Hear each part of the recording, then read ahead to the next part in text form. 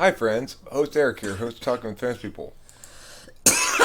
And I'm here with my INFJ girlfriend Rachel. Now, because she's an INFJ, she's typically very interested when a good INFJ video comes out that she encounters, and we can usually rely on Frank James to make some good INFJ videos. I think his commentary in general on the NITI loop in this most recent video was good, but of course, he did that terrible wrong thing that pisses me off that people do. They insist on referring to TI as subjective and NI as subjective. TI and NI are not subjective. Not all introverted functions are subjective. If introverted functions were subjective and extroverted functions were objective, there would be no point in making a distinction between subjective and objective if you simply say introverted and extroverted. The fact is, TI is not a subjective function. It is an objective function.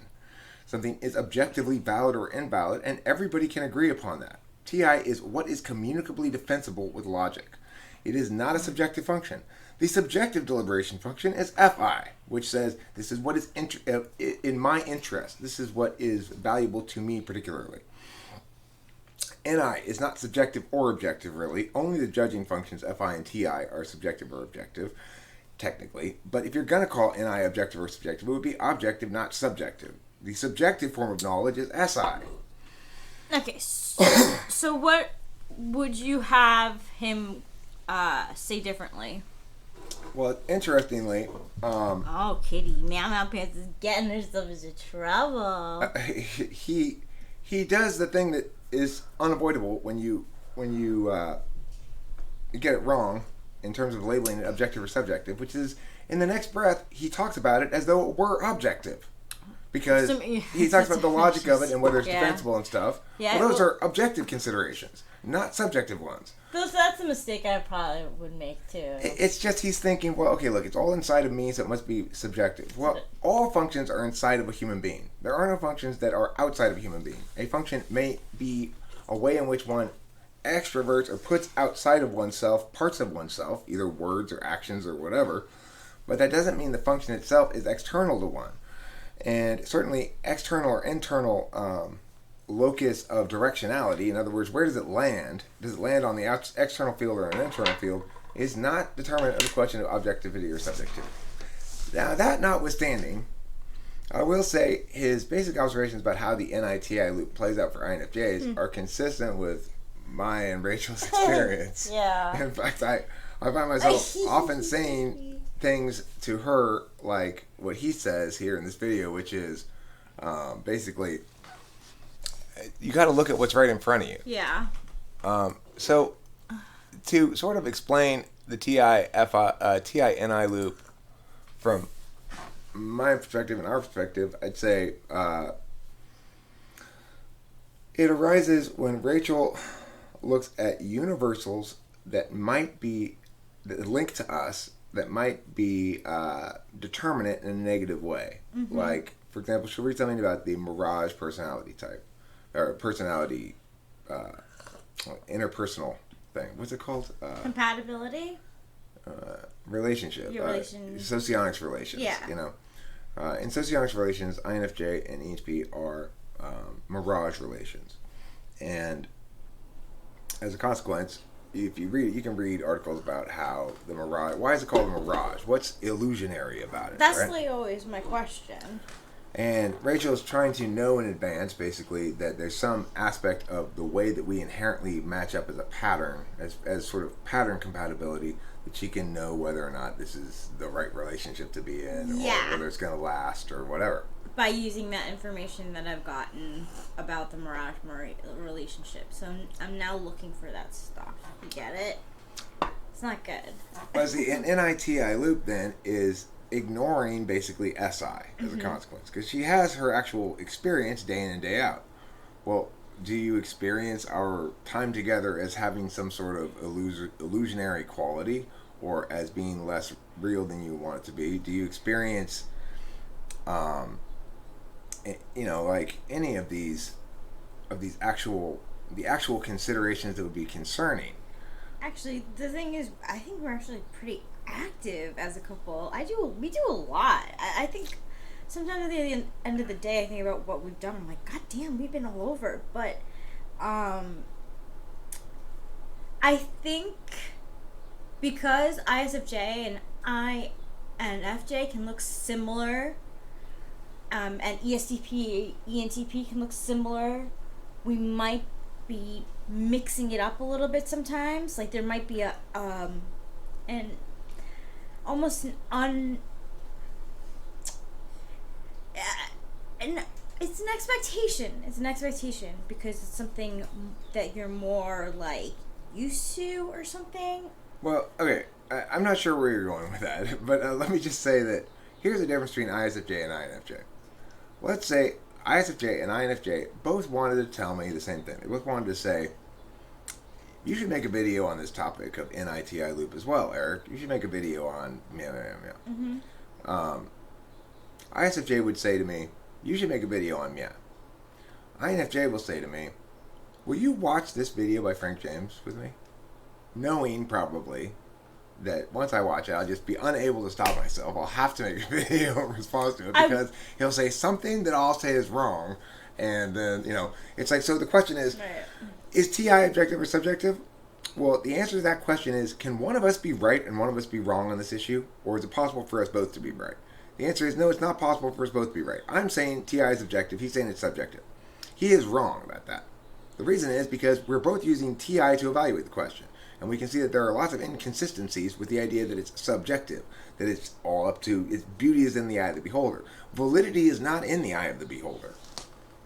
Didn't you say that the way he described it was correct, but just the word objective or subjective. So That's all this. Maybe so then maybe like he had the terms switched in his head. Well, I mean, it's an FE thing.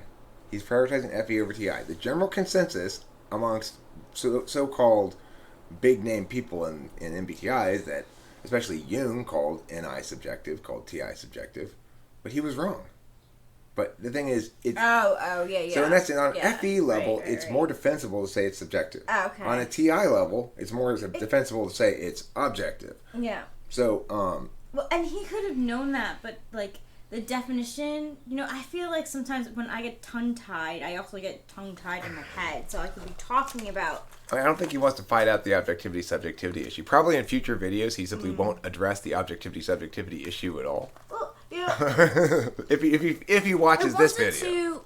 I wanted to. That's why I wanted to watch it with you because like some of it is new to me, and some of it was like dead on. Like I'm like, oh my god. Yeah, well, I mean, the other thing I want to say is he's wrong, right, and good.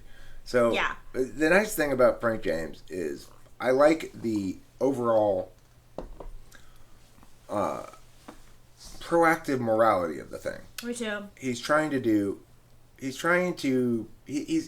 aware of the fact that there are a lot of people you meet as a YouTuber who are in varying states of ontological distress for various reasons. It's true. And a lot of people come to find connection with a YouTuber that they can't find with some other media personality because the YouTuber is more accessible. Yeah, I mean, straight up, you look for NITI, you're gonna get YouTube videos first up. Right, and that's the other thing is YouTube allows for subject matter to be for there to be great detail about subject matter that, in other words, it allows it's a medium that allows specialization. Yes. So I can make thousands of videos on MBTI, and maybe there's not. If I were like NBC Network, then that would be too small of an audience base to be basing a network on. So you have to. It allows for that kind of specialization. It does. But I guess the point I'm trying to make is, if you're looking at an MBTI, there's a certain amount of crossover between that community who are interested in sort of conceptually understanding consciousness and also the group of people who are seeking some sort of growth in consciousness or growth in self and or who are experiencing distress and trying to remedy that. Yeah, I definitely was all of those people at one point. And I went to YouTube for help, so But that's good that you made the distinction between the two being subjective and objective and Yeah. So I generally I like the kind of the amount of moral responsibility that he seems to be investing into his success. I approve of that. Me too. Like with the BetterHelp things, that's really great. I mean, it's true. I know for me, in the past, I've used free, like telephone things, hotlines, warm lines, stuff where you could talk to people about what's going on. It always makes me feel better. 7 cups of tea is really good too. It's like kind of just like a youthful chat room where it's like if you just need someone to pat you on the back or give you a hug, it's like a nice place to go. So yeah, I think he really does care, cause it. Well, it's relevant also to the video I made last night as a live stream, which was about community, and specifically it links in the sense that I've had these whereby.com rooms, whereby.com/TWFP1 or TWFP2, where people go and hang out and chat, do video chatting. For a long time, all the conversations they are recorded and automatically uploaded to YouTube, but changes to YouTube caused that to be like against the rules, and one of those channels got deleted, including many thousands of hours of recorded videos in the process of people having conversations. But the other channel still has the archived material, raw channel 2, TWFP raw 2. And regardless, the rooms are still open. They don't record anymore, but people still go and hang out there. Yeah, they do.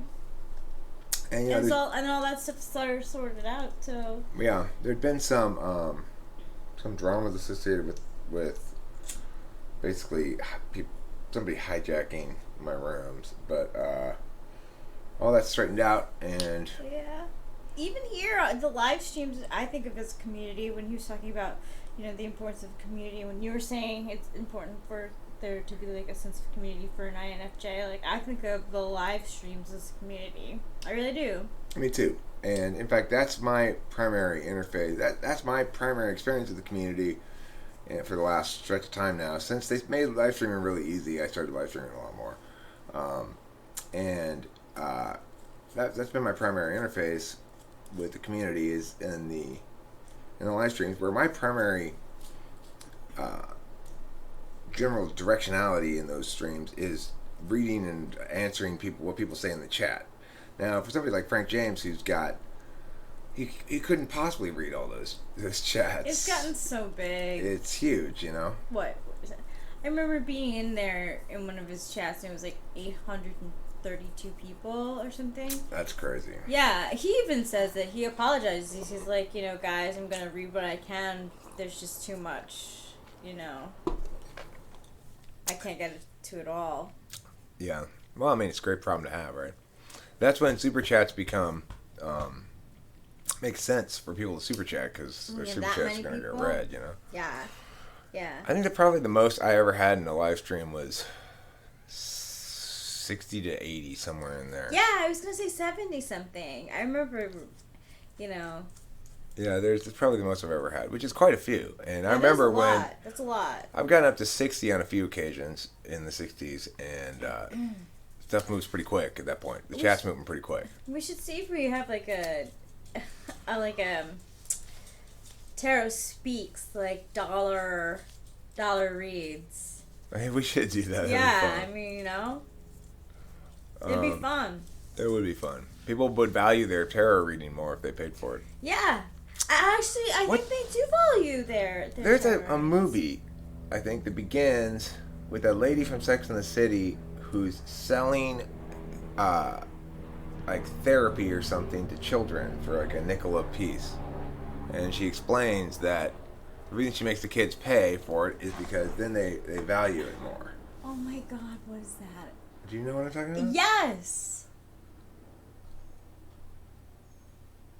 Oh, I wish you knew. I want to watch it now. I can't think of what it is. Maybe somebody who sees this video will put it in the comments. Yeah, please. Anyway, I want to thank Frank James for making an interesting video. I enjoyed watching it. I think you're doing good stuff. I think you're totally wrong about TI and I being subjective, just to lay that out there. That was good to note, and it helps me a lot too, because I'm very much in my head, and it bothers me because I know how it affects other people as well. So to well, I just like the way he sums it up. You know, he sums it up as basically you're not looking at what's right in front of you. That's exactly what you say. Yeah. And instead focus so much on what you know and how to reduce that logically in universal ways that you ignore the reality right in front of you. Everything. And in the past, I wouldn't have anyone else to talk to about it, so we would just like sit there. Fester. Yeah. So. Yeah, don't let your shit fester, INFJs. Come hang out in the live stream. Share your your existential angst. I'll